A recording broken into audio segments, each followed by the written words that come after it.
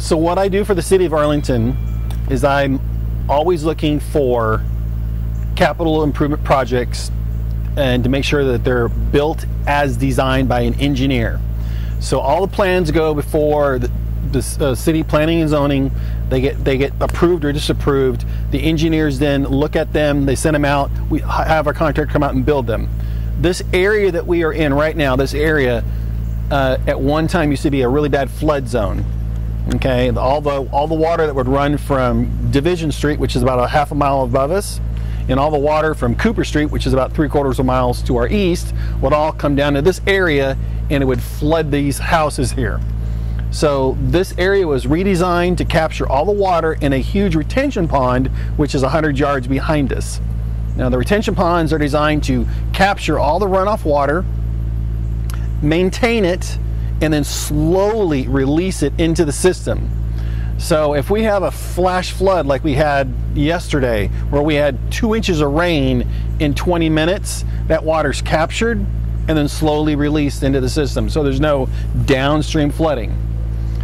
What I'm gonna do is I'm gonna use a mechanical camera that has high resolution, 360 degree on the front, 240 degree left and right, so I can pan and tilt and zoom. I'm gonna go down into a confined space area, which I'm not allowed in, and I'm going to inspect it using CCTV, because we are not authorized to go down into confined space. The only time that we can go into confined space is if we have a 3-man team, and we do what's called ventilation, put the air pack monitors on us, which I have in my truck, and I'll show you all that stuff. And then there's paperwork to fill out for confined space. In general though, we don't. What I do is I let the camera do the work. I go in there and inspect the work that the contractors did. So I have the engineering plans, and I'm actually inspecting the work that they did, because I have no clue right now what's under the ground, right? So I have to look at the plans and see what the contractor built for us. Make sure that it's according to the specs. Back in the day, we allowed contractors to do what are called as-builts. Today, everything is precast. So this entire system was engineered, designed at a factory, brought here piece by piece, and then they just assembled the pieces like a Lego system. Nothing was pre-built. That's not allowed anymore. So we'll move toward the truck. This is an IBOC tractor system. We're using fiber optics for our line, so it's a fiber optic cable. There's 1,000 feet of cable. We're going to be going 1.5 feet per second for a PACP inspection of the pipe. Okay, so we have standards that the engineers want me to use, and so I do what's called PACP, which is NASCO. NASCO is a nationally regulated system for inspecting pipes. We're going to have our entry point, which is a junction box, and this is the junction box right here, and we're going to grab the camera and we're going to throw it in the hole.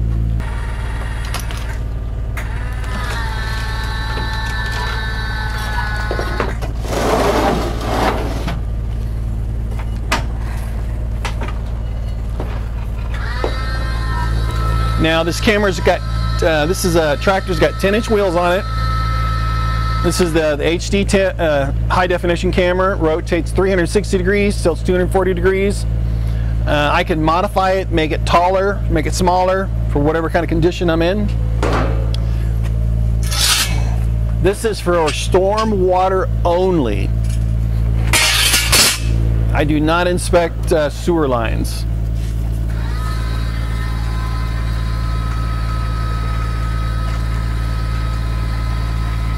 And this is about 12 feet under the ground, this junction box here. So it's a ways down there.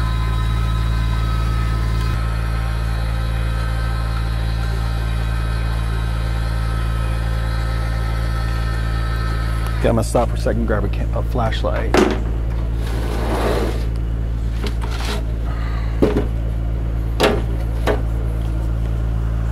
Almost there.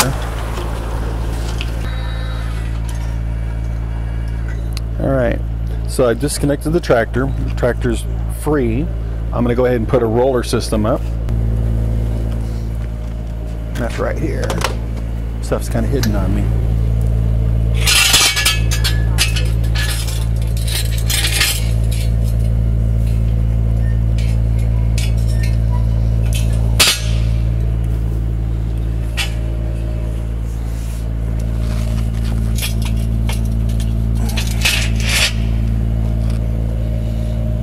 All right, the roller's doing two things. Okay, the roller is to keep the cable from running up against the metal rim, and then the yellow-black plastic thing, they call it a tiger tail, that's used to keep the cable from hitting the downspout or the chimney of the junction box. So every junction box is built kind of like a fireplace. They call it a chimney. So it gets wider as you go down there. Right? But we don't want our delicate cable getting rubbed up against the wall as it starts to go crawling. So that's about close enough. All right. And we're going to all move inside the truck now. Okay, so this is the line that we're actually in right here. And this is OMS. This is the line segment that we're going to be doing. This is the software that I'm running. This is a IT Pipes. This is our new software. I'm already preloaded, ready to go. I am going to do one thing. I'm going to push a button to reset my number so the computer knows that I'm at 0. Because it's such a deep hole, it messes up the tractor. So I'm going to hit start to record.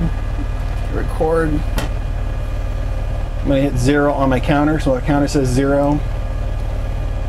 Alright, so the counter says 0, and this is what it looks like underground.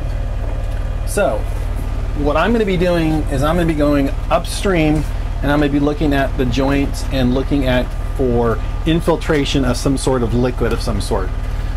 My job is to make sure that the Omniflex joints have deteriorated, there's not infiltration, there's not contractors come out here and do directional boring. I'm sure you've seen them all over town. They have the little machines that drill. Well, they'll directional bore, and next thing you know, we'll have a line going through our system. So we're recording, or almost recording. Let's see, PO, yes, complete status. And now we're recording. So this is actually now recording. Every one of our PACP starts with where am I starting at, so it says where I'm at. Wants to know the water level. Water level is 0, and we're at 0. So now it shows we have no water level, and we're going upstream. Now the tractor, we can pan and tilt the head and look at whatever we want to look at. Right now this pipe looks really, really clean. We just had a major rainstorm, so I would imagine that it's going to be pretty clean.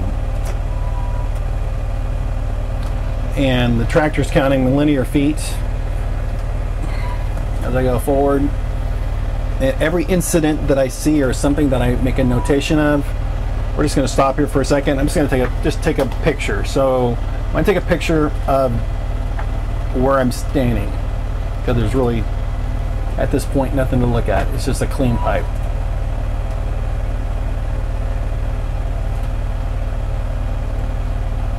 Alright, so 99% of the time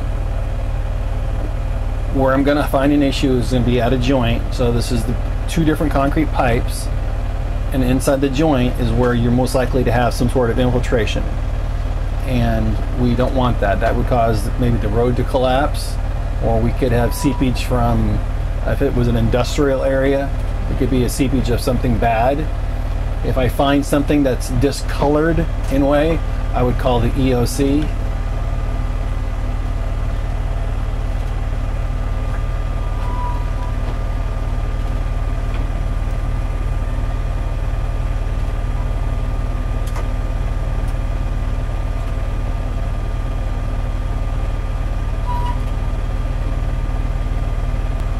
So I am going to make a notation here because we did have a water level mark. So I'm just going to put mostly water level, find the right code. I want to say 10% because we had a pretty bad rainstorm yesterday. And there's actually, see the little mark,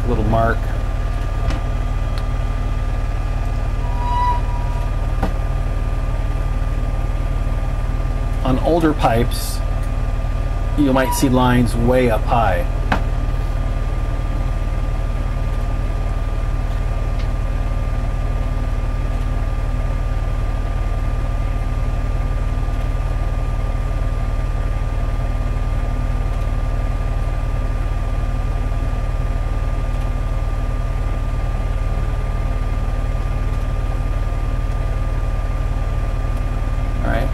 So this is what we required now. So in the old days, when someone would be win a contract with the city, they'd be allowed to come in and actually build this themselves. This was a factory precast section. So this section of pipe literally came from the foundry with a tap built in, with an 18-inch tap built in. So that is a factory tap at 3 o'clock. That's 18 inches.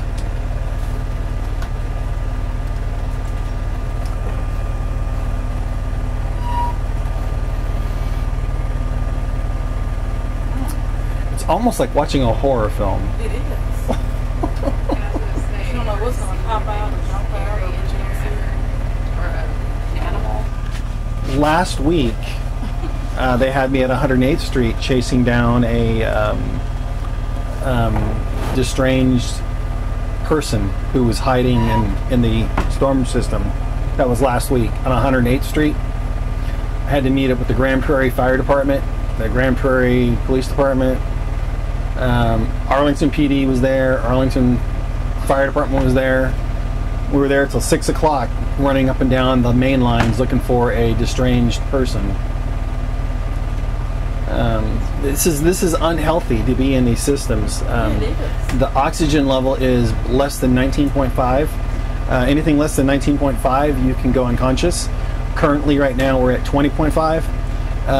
So a healthy person at 20.5, not a problem.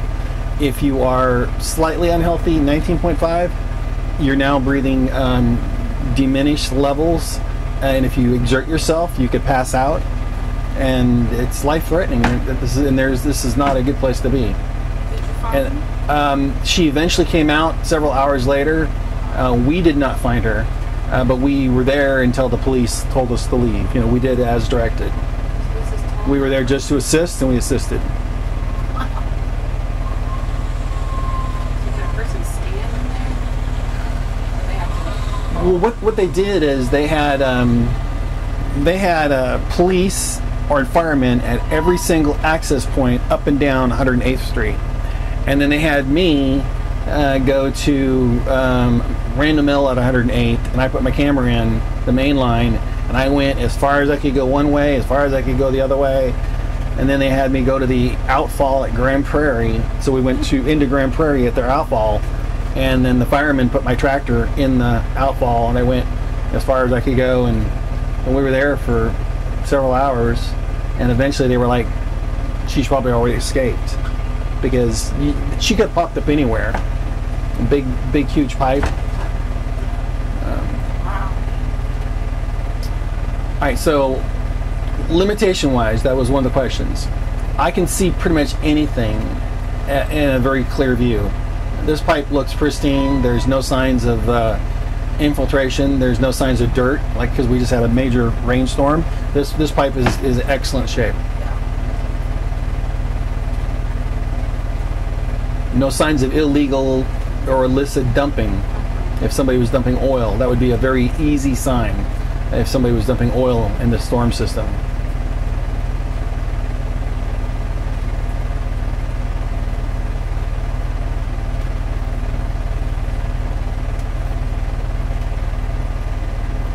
So what I do is required because Arlington hit a threshold of 350,000 people. We're required to do this because of the Clean Water Bill Act.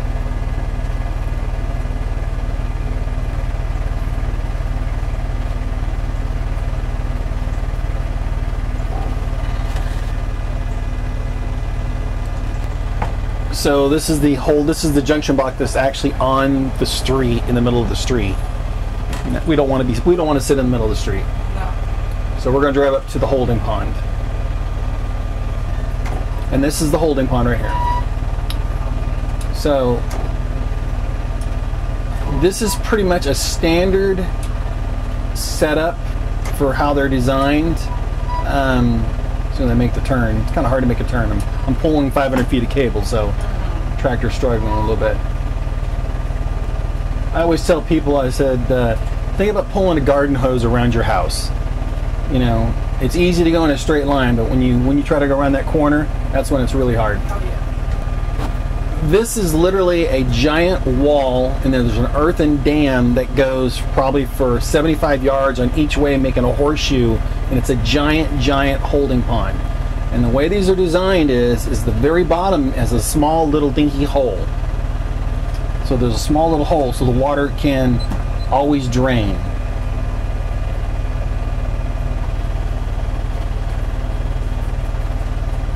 Alright, so here's how it works. You got this giant capture pond. It's raining like crazy. Huge thunderstorm rolls in here. Water is just dumping down. All the water coming off of Division Street, that's a main highway. All the water coming off of Cooper, that's a main highway. All this huge amount of water, just, you know, thousands of yards of water are now rushing into this area. It gets captured in this giant holding pond. This small little hole is what the normal flow will be allowed to escape. As the water level rises in this pond, it rises up to the next hole. All right, so it rises up to the next hole right there. And that keeps the water at a controlled rate so there is no downstream flooding. And this is how pretty much all of these new structures are being built. Now, I've seen some of them at warehouses where the top would even be open. This one here is the exact same way. So if the water is really going crazy, a really bad thunderstorm, there's another level up. So you've got a little bit of rain, a lot of rain, severe rain. You know, if it's raining, if the water's getting that high, we're under, you know, we're talking, you know, it's raining from God. That much. And then the top is open. That's the emergency, absolute emergency overflow. Because by the time the water reaches this high, at earthen dam probably is at its maximum holding capacity. All right, so this is the end of this run. I'm going to go ahead and take some snapshots of this area. So we're going to end the pipe. So this is the end of the run. I'm going to end it, but I'm also going to take some snapshots. So these are just single snapshots of just other things. Looking at the other holding discharge points. And the final shot. So what I just did on my final thing, I attached four pictures just to that little run. So when an engineer reviews this, and this is web-based, so I'm actually going to broadcast this what they call a partial upload. So an engineer sitting back at City Hall, he said, Dave, I need to know about this right now. Instead of me running back to the City Hall and plugging into the computer, I can actually just do a quick upload, and he will get all these little just screenshots. And he'll just get little screenshots. He'll just, okay? And that's what they call a partial upload. And so everything is web-based, and so there's, if they need it right now, they can have it right now. You know, the old way of handing off an inspection would literally be for me to upload the data to either a thumb drive or to the city server, physically handing off the data. This way here I can actually just put it on the cloud and then let them have it.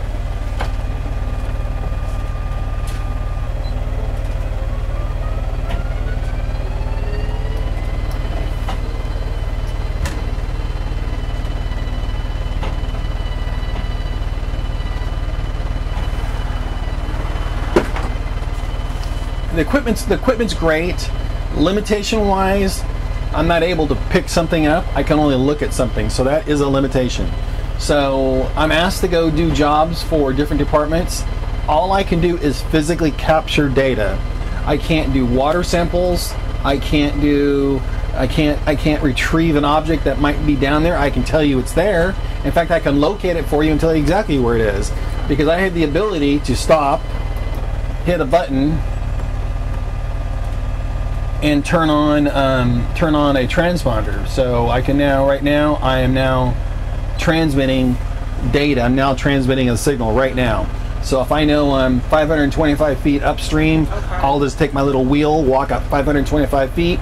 I got my transmitter turned on. Okay, so and then my locator is right there's my locator, and I'll just go out there and just locate it, and I say, hey, I found the location.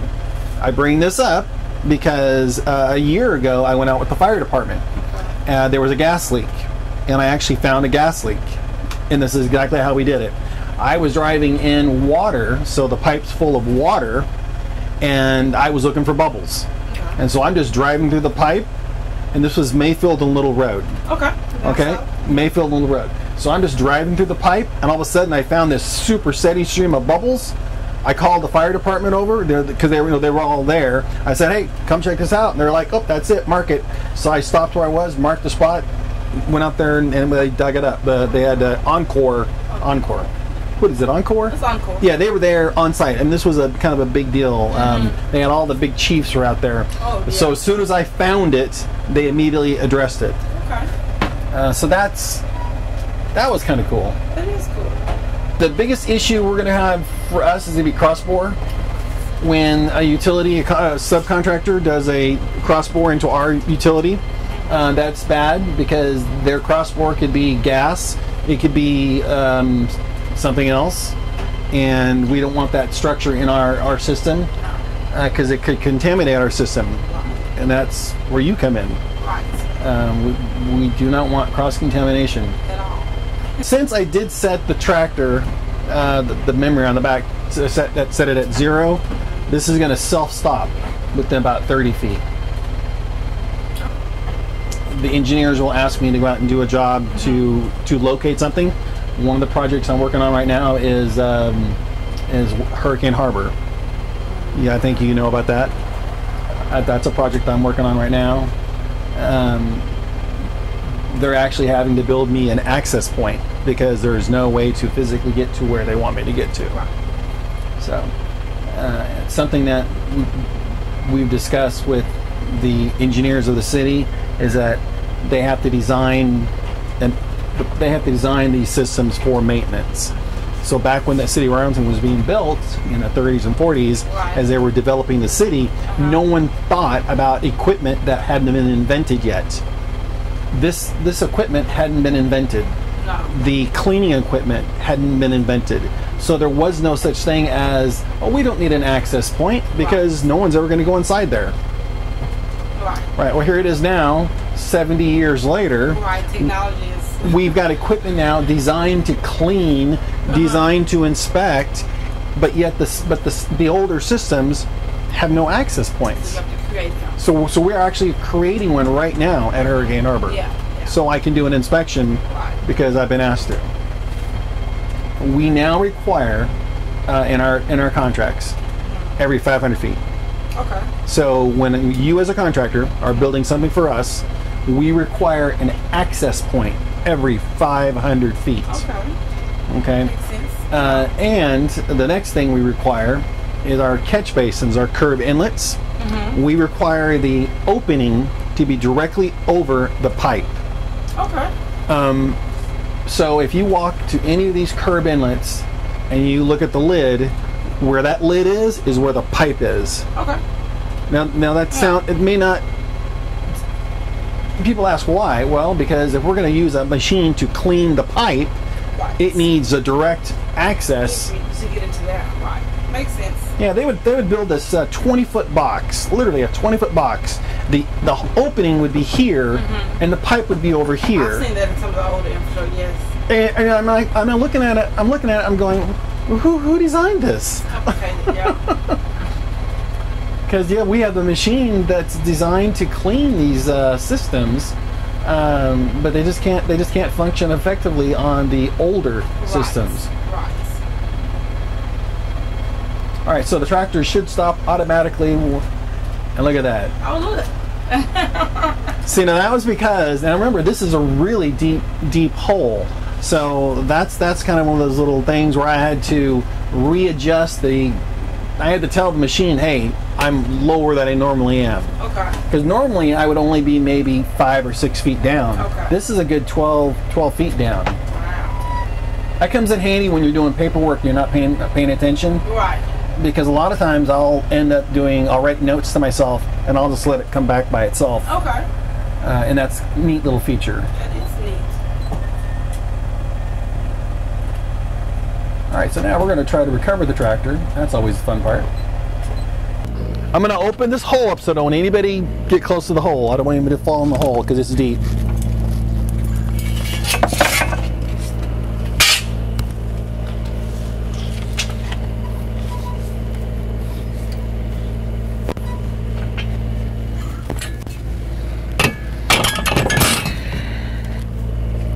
Okay, first thing I want to do is grab my little thingy and let's grab it a little closer. So this is a little like handheld control, and I'm going to actually bring it backwards a little closer to me because I'm not quite where I want it to be. Think you can hit that? Nope. You want me to do it then? Yep. All right. You can't go fishing, huh? No, I'm not that good. You're not going to go fishing. All right. Fishing that good. Not when it comes to that thing. I know what happens if you don't hit it. Yep. I think you're All on it there. right. Yeah, but I'm gonna do both. I do both. So for safety reasons, it's hooked up. I'm also gonna pull the cable at the same time. And the reason is if the tractor is not secured, and if it was to break free, I don't want it to free fall and drop into the concrete. And normally I would have gloves on, by the way. I just realized I don't have gloves. I'll wash my hands, it's fine.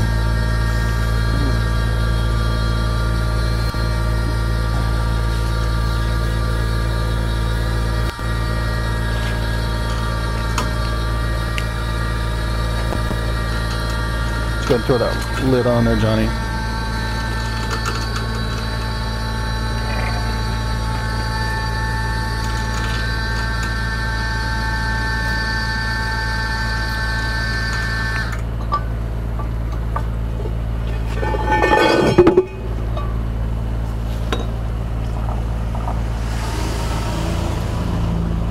You ever seen those movies where you see someone go underground and they pop up out of the manhole? And I always see that on film. I'm like, yeah, right. That thing weighs like 50 pounds, and there's no way you're going to stand underground and pop that out. I mean, it's not going to happen.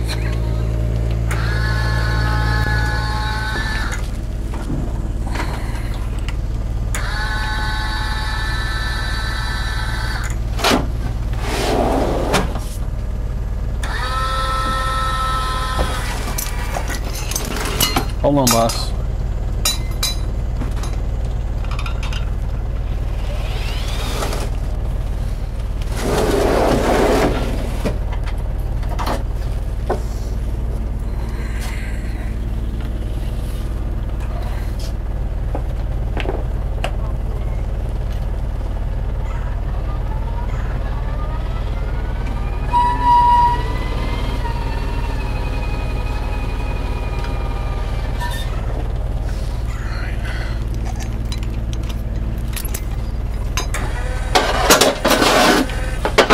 Well, there you go. That was start to finish. Awesome. Thank you, Dave. Hope you enjoyed that fabulous demonstration. Hope I was halfway coherent.